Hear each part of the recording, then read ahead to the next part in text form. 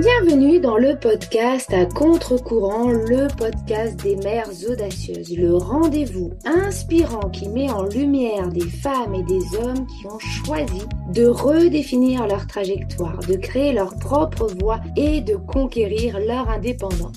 Je suis votre hôte, Nathalie Grimaud-Morvillet, et je suis honorée de vous accompagner dans ce voyage extraordinaire. Après plus de 15 ans en tant que salariée dans le domaine du marketing digital et après 4 discriminations à la maternité, j'ai décidé de prendre mon indépendance pour mieux profiter de mes enfants sans renoncer à ma carrière professionnelle. Avec la tribu digitale, j'aide désormais les parents à en faire de même. Dans ce podcast, à chaque épisode, nous vous présenterons des histoires captivantes de mères audacieuses, de pères engagés, mais surtout de parents déterminés qui ont trouvé le courage de se réinventer pour mieux concilier leur vie personnelle et professionnelle. Qu'il s'agisse de maman, de papa ou de famille, notre podcast est un espace où chacun peut trouver une source d'inspiration, de conseils et de perspectives pour embrasser un avenir empreint de flexibilité, d'épanouissement et de conciliation, ainsi que de succès. Si vous êtes à la recherche de nouvelles manières de penser et ou de travailler, ou encore d'astuces, c'est le podcast qu'il vous faut. Prenez dès à présent votre boisson préférée et c'est parti. Retrouvons-nous dans le nouvel épisode du jour. Bonjour à toutes et à tous et ravi de vous retrouver dans ce nouvel épisode de podcast à contre-courant, le podcast des mères audacieuses dans lequel aujourd'hui nous allons parler maladie invisible, mais également reconversion professionnelle. Et pour parler de ce sujet, j'ai le grand plaisir aujourd'hui d'accueillir Cynthia. Bonjour Cynthia. Bonjour Nathalie, merci de l'invitation. Eh bien, je suis ravie de t'accueillir. Je suis sûre que cet épisode va être rempli d'inspiration, de conseils pour chacune d'entre nous pour pouvoir prioriser notre bien-être, notre santé aussi, parce qu'on la fait toujours passer, ou en tout cas souvent passer après tout le reste. Et malheureusement, sans une bonne santé et sans faire attention à sa santé, il est tout de suite beaucoup plus difficile de faire un certain nombre d'actions et notamment de travailler. Alors, avant de rentrer dans le vif du sujet, est-ce que tu peux te présenter à celles et ceux qui nous écoutent?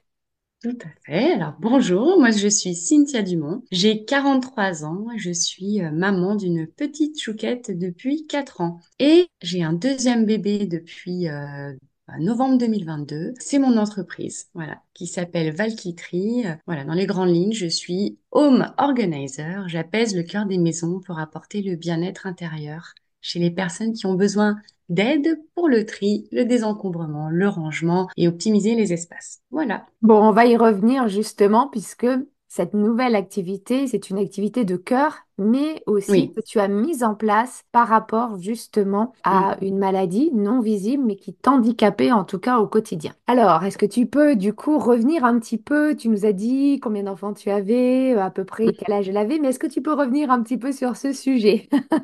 Eh bien oui, alors j'ai le bonheur d'être maman depuis juillet 2020 et j'ai attendu 17 ans. J'ai eu 17 ans d'attente et 17 ans de traitement ponctué de booster, de PMA et aussi de ménopause artificielle. C'était très intense. Ah ouais, ça devait être un parcours effectivement Hormonalement, j'ai très très fait tous difficile. fait les montagnes russes. J'imagine. Alors, est-ce que tu peux nous raconter comment nous nous sommes rencontrés?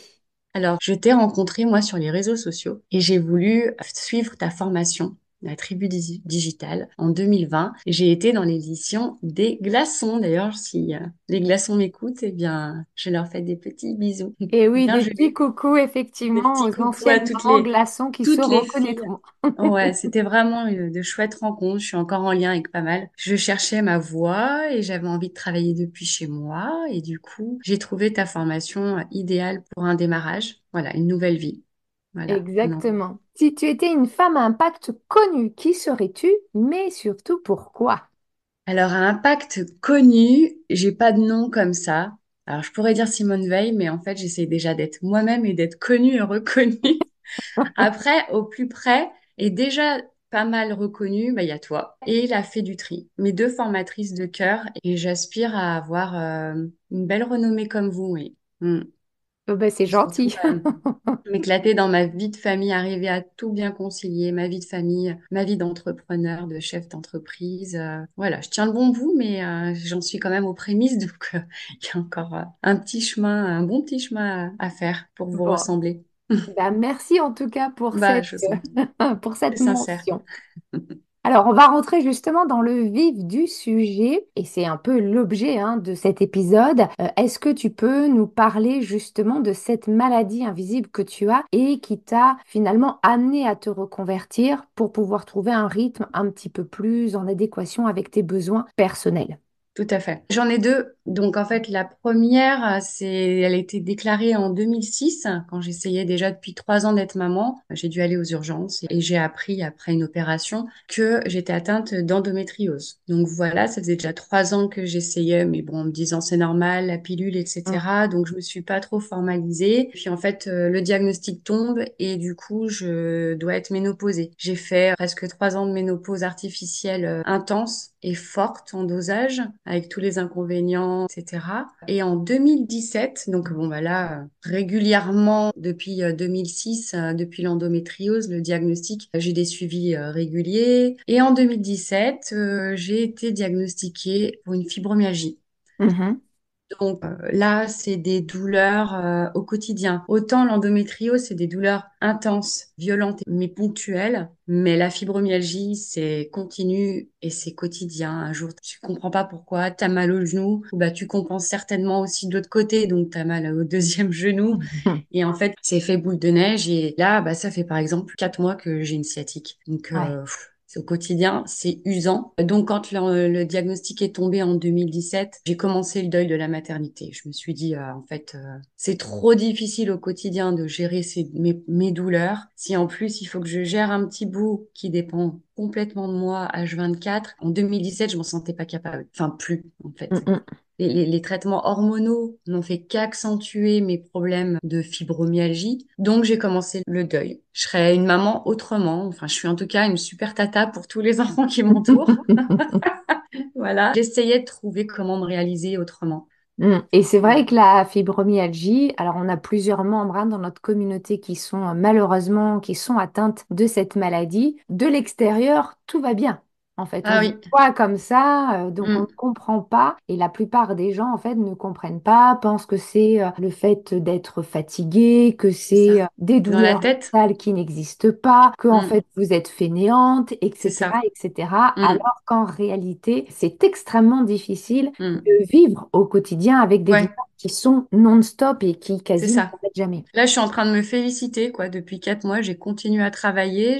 Voilà, tous les jours, là, en ce moment, là, parce que je pense, j'arrive quand même au bout, là, de l'acceptation. Bon, l'IRM arrive demain, je serai plus fixée. Je me félicite souvent de me dire, waouh, t'es encore debout, t'arrives encore à sourire, t'arrives encore à aller voir tes amis. J'arrive à faire des choses, À quel prix? mais à quel prix, quoi? Je serre les dents. Enfin, voilà, c'est Mm. très, très dur. Bien justement, effectivement, là tu viens de le dire, tous les jours, c'est pas facile. Et alors, Mm. dans le milieu professionnel, en tout cas le milieu professionnel classique, puisqu'on parlera ensuite Oui, de ta reconversion, oui, c'est aussi difficile parce que ça veut dire que bah, tu arrives des fois au travail, tu n'en peux plus, ou c'est alors ça. tu es arrêté et les Mm. gens ont l'impression que tu t'arrêtes tous les 3 matins parce que bah, justement, Mm. tu es fainéante, etc. Quels sont les principaux problèmes que toi, tu as pu rencontrer lorsque tu étais, on va dire, dans un travail plus traditionnel que celui que tu as maintenant? Oui, bah, je peux vous citer le dernier travail avant mes reconversions. J'étais à ESH, accompagnante d'élèves en situation de handicap. Donc des élèves qui avaient besoin de moi, puis surtout des enseignants qui comptaient beaucoup sur moi pour apaiser l'ambiance de la classe. Et donc, heureusement, j'avais des super collègues. Mais oui, il y a les douleurs d'endométriose qui arrivent sans prévenir, comme je disais tout à l'heure. Du coup, il m'arrivait d'être séchée, d'être pliée en deux. En fait, faut savoir, et ça, je le sais que depuis 2020, on me disait qu'il paraîtrait que l'endométriose, en tout cas les douleurs, sont similaires à un accouchement. Oui, un accouchement sans péridurale. Et puis, comme on n'a pas tout le bonheur qui vient derrière, bah, autant vous dire qu'on les oublie pas, celles-ci. Mm. Donc quand elles arrivent, c'est l'angoisse. Et du coup, ben oui, oui, je prenais aussi des cachets. J'attendais toujours le dernier moment parce que ces cachets, ben, ils me mettaient dans un état. Moi, je disais, je suis défoncée en fait. Clairement, Mm. et du coup, je m'occupais des enfants. J'étais encore à leur côté. Les enfants turbulents, hein, c'est pas les plus faciles. Et à côté de ça, bah, j'avais cette douleur et j'avais les cachets. En fait, je faisais des crises d'angoisse de pas pouvoir gérer au mieux et d'avoir peur du pire derrière. Je savais pas si ça allait s'accentuer ou si les cachets allaient quand même me ramener à une vie à peu près normale auprès des petits. Et puis après, il fallait que je rentre. Mm.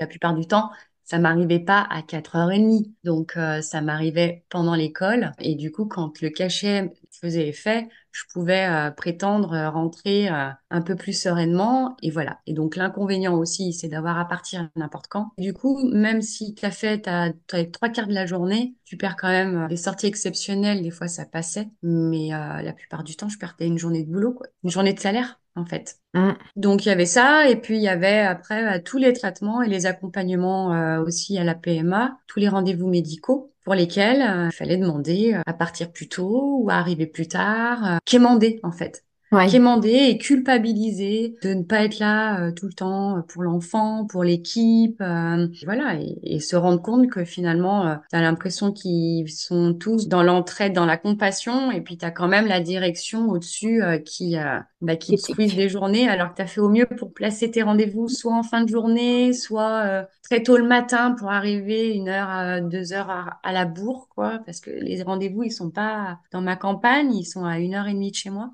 Oui, puis Voilà. on va pas avoir des rendez-vous à 20 h le soir ou le Non, week-end, par exemple. Donc, non, c'est bien dommage. oui. Donc, on est un petit peu limité aussi par Voilà, ces tributaire contraintes. de l'organisation des médecins aussi, quoi. C'est pas moi qui le choisissais, hein. Mm. Donc la culpabilité, le stress de demander et l'angoisse. Mm. Plus la douleur. Alors on parle pas de la douleur, hein. Oui, Mm. oui, ça vient comme une cerise sur le gâteau, comme on Ouais, dit, pour pimenter le tout. c'est ça. Ça ne concerne que moi, donc ça n'est pas important C'est ça, puis des ça se directions. voit pas, Aux yeux de parce la que direction. ça Ah se puis non, voit ça se pas. voit pas. Donc comme ça se voit pas, ça n'existe pas. Ça n'existe pas.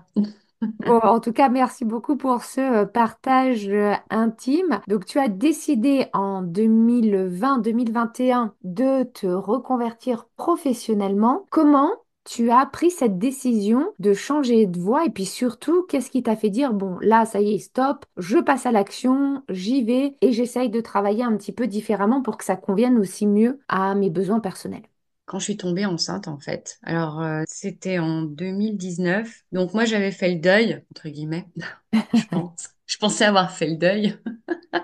Gros coup dur, je perds ma grand-mère, une personne très très chère à mon cœur. Et dans la foulée, du coup, je m'inscris pour une cure de fibromyalgie. Mhm. J'ai vu une rhumatologue qui m'a dit, c'est soit vous partez 3 semaines en cure, soit je vous hospitalise d'office. Donc, je suis partie en cure. Revenue de la cure, je me suis dit, maintenant, la fibromyalgie, je m'en occupe. J'ai quelques cordes à mon arc pour apaiser certaines choses. Je vais aussi m'occuper de l'endométriose. Donc, j'organise les rendez-vous. On prévoit avec mon gynécologue une opération parce que là, c'était carnage, mais on ne voyait pas, hein. Bien sûr, ça ne se voit même pas à l'écho, et encore moins, même pas tant à l'IRM. Donc voilà, on n'a pas trop de surprises. On sait qu'on va enlever des kystes sur les ovaires. Enfin, donc 7 novembre 2019, je me fais opérer. Examen post-opératoire 9 décembre 2019. Je vois la tête du gynécologue décomposée. Je me dis, bon, ben, j'étais déjà en train d'accompagner des amis très, très malades. Bon, ben, je me suis dit, c'est mon tour. Et donc, je regarde pas l'écran surtout. Et en fait, il me dit, bah là, je vois une grossesse. Là, je suis, oh, j'en voulais plus! Mais je rigolais en même temps. Il me dit, bah, vous avez le temps de la décision. Bah, forcément, le chemin inverse, il est vite fait. Mm. Ça y est, c'était bon. J'avais fait le deuil de la non-maternité. C'est clair. Mais surtout, il me dit, oui, vous avez le temps, vous avez le temps. Et en fait, il se rend compte qu'elle était là depuis bien avant l'opération, en fait. J'avais déjà moins le temps de me Ah décider. oui. Ouais, puis Bon, de surtout, toute elle façon, la a question, elle se posait pas, mais survécu à l'opération. surtout, elle a survécu, mais il fallait encore attendre un mois pour être serein, pour savoir si les 4h30 d'anesthésie ne l'avaient pas un petit peu esquinté, parce qu'en plus, ils ont tourné autour, ils ont enlevé une trompe. Enfin bon, je vous passe les détails, mais ça a été gratté jusqu'au péritoine, la vessie, l'intestin, les ovaires, etc. Donc, gros nettoyage, en tout cas. Et là, je me suis dit, je fais quoi? Je vais avoir du mal à aller m'occuper des enfants difficiles des autres, et le soir, avoir la patience de redevenir une maman calme. J'avais peur de pas gérer tout ça, et puis mes douleurs, ma fatigue. Enfin, je suis quelqu'un de fatigué tout le temps.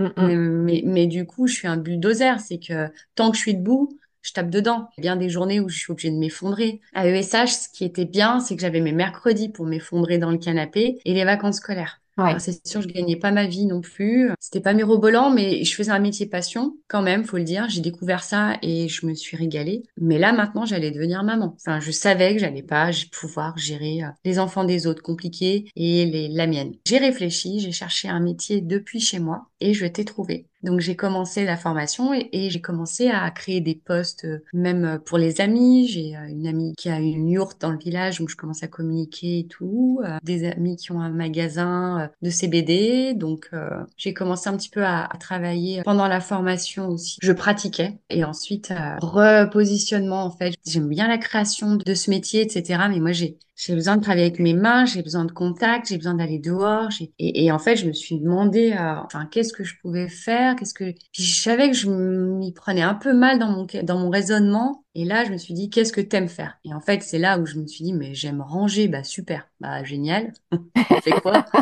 C'est quoi cette information? Et puis bah les algorithmes sur Internet ont fait le travail. J'ai rencontré Elodie sur des posts YouTube, etc. J'ai vu que du coup, il y a des femmes qui s'étaient déjà lancées comme formatrices. Enfin, du coup, elles avaient déjà été rangées chez les personnes, chez des particuliers. J'ai dit, ah, mais ce métier, il existe, mais c'est pas vrai. J'ai tourné autour du pot en fait pendant 20 ans. Et il y en a qui ont lancé le truc il y a 10 ans maintenant. Et oui, mais Et c'est pas voilà. très connu, effectivement. Et Non, je crois c'était que ça vient pas... des États-Unis, comme souvent, comme beaucoup de Voilà, métiers. Mais certains ne savent pas ranger, donc, ou n'aiment pas ça.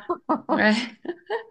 Donc voilà, tout ce cheminement, c'était autour de ma vie de maman et aussi de mon accompagnement dans la maladie auprès d'amis qui sont partis depuis. Donc mon métier, il a encore plus de sens depuis le départ de ces femmes en fait. Enfin, même avant le départ. Mon amie qui est partie, qui a à peu près mon âge, voilà, elle a même fait appel à moi pour que je vienne ranger la chambre de sa fille afin que son mari ne trépasse pas en allant embrasser sa fille le soir. Il n'y aurait plus la maman pour ranger, pour faire le chemin, quoi. Mm, mm.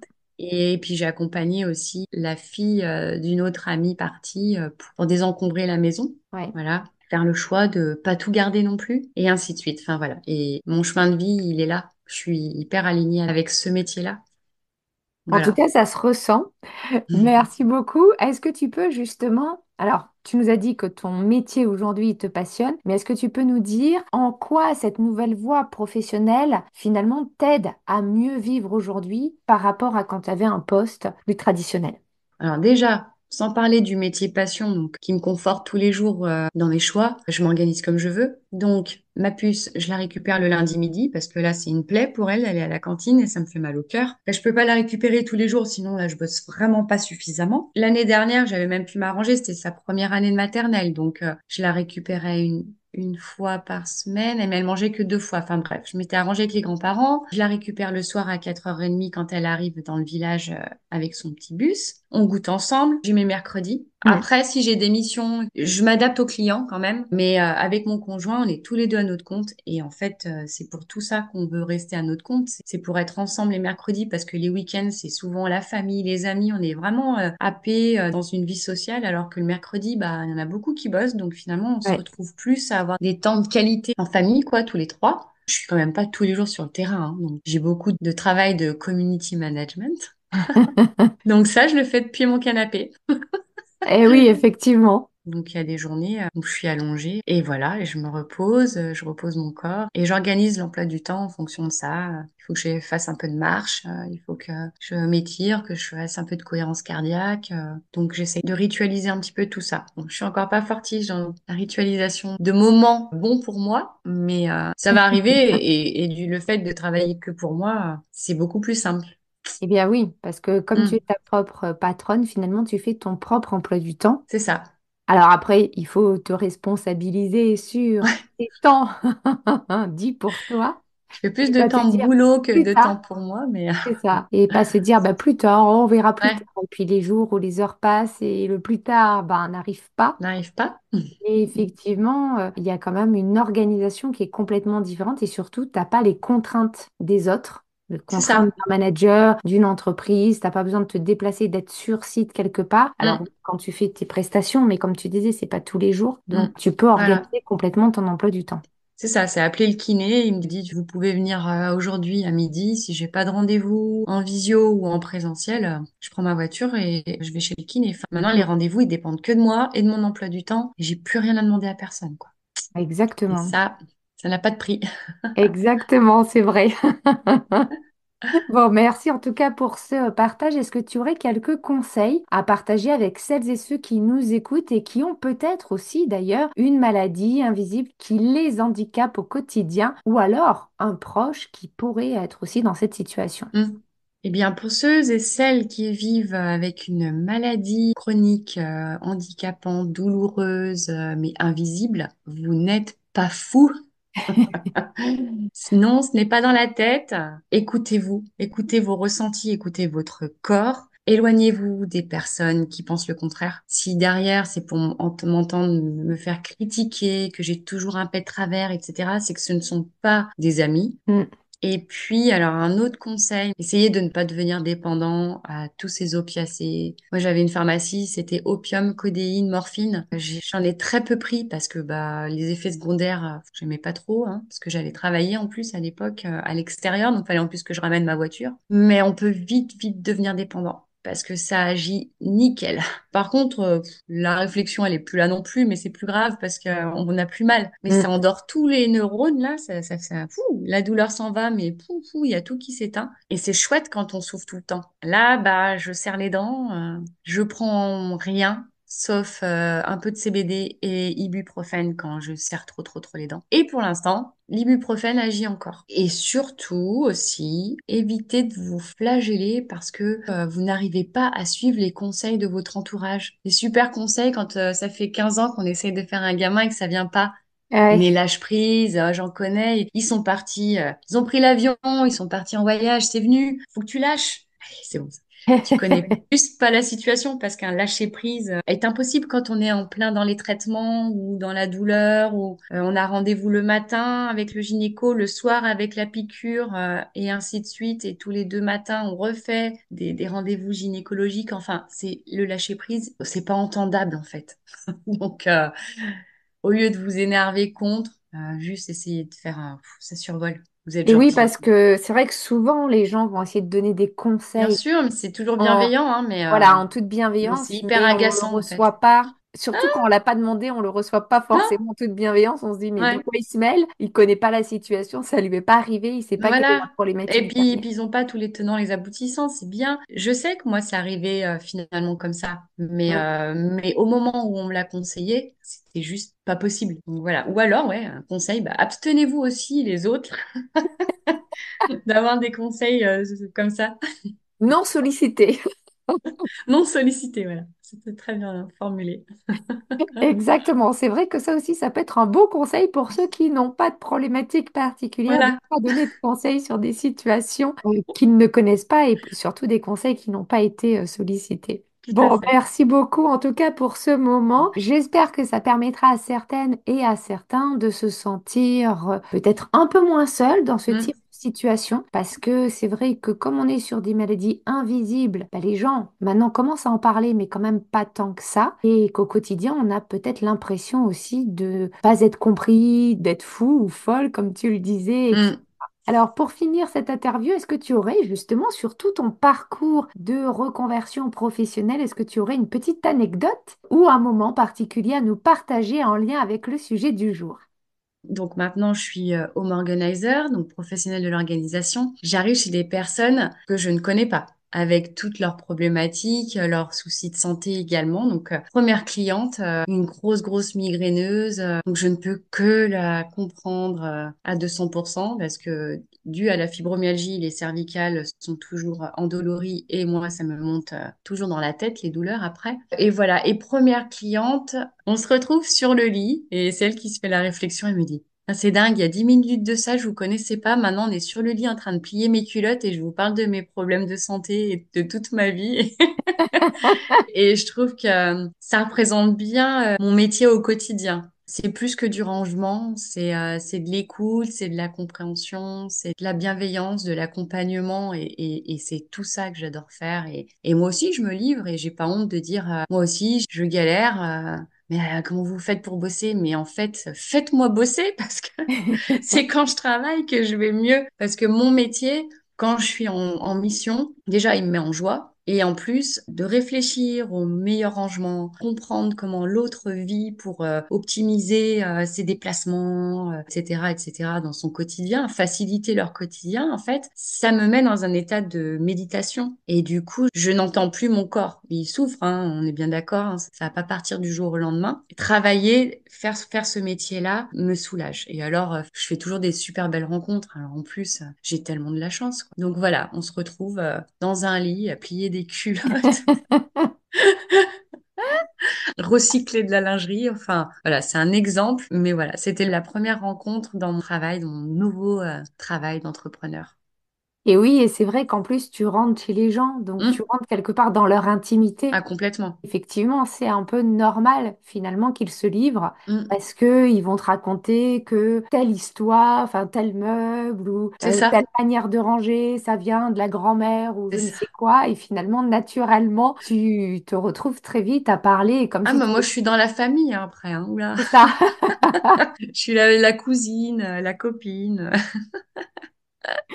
Bon, ben Ah, c'est génial. chouette. En tout cas, je suis ravie que tu aies pu venir sur notre podcast et je pense que C'est moi qui suis super ravie. Merci. ça parlera vraiment à beaucoup, puisque déjà, comme je le disais, dans notre communauté, on a beaucoup de mamans qui Courage. sont atteintes malheureusement de maladies invisibles et qui se Mm. sont aussi reconverties pour pouvoir mieux vivre au quotidien et un peu comme toi, être moins dépendant aussi de managers ou d'entreprises qui ne comprennent pas forcément tous ces tenants et ces aboutissants. On le dit souvent, hein, que l'humain finalement ne comprend que ce qu'il vit. Et Oui. là, en plus, ça n'est pas visible. C'est pas Mm. un os cassé, c'est pas quelque chose de tuméfié. Donc, c'est absolument invisible. Et c'est vrai que c'est très, très compliqué au quotidien. Et on Mm. voit d'ailleurs dans ton parcours que finalement, après t'être posé beaucoup de questions et puis après aussi un parcours pour devenir maman assez long, tu t'es mise en action immédiatement Mm. pour pouvoir avoir une vie qui corresponde mieux à ce que tu voulais en tant que maman, mais aussi Oui. quand tu avais besoin, on va dire, par Pour mon rapport à tes physique. maladies. Ouais. Et ça change quand même énormément la donne parce que Mm. dans la société actuelle, on a souvent l'impression que si on n'est pas dans un CDI, on peut pas vivre, que si on n'est pas dans les cases de la société, finalement, on est des anarchiques. Et en Oui.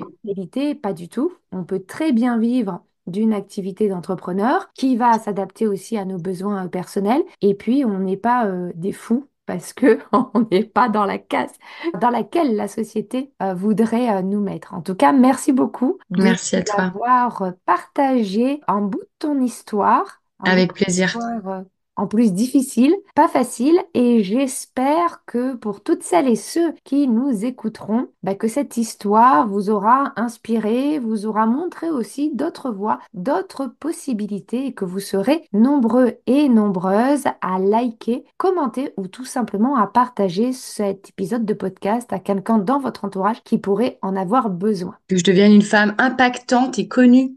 Exactement, comme ça on te citera dans un prochain épisode.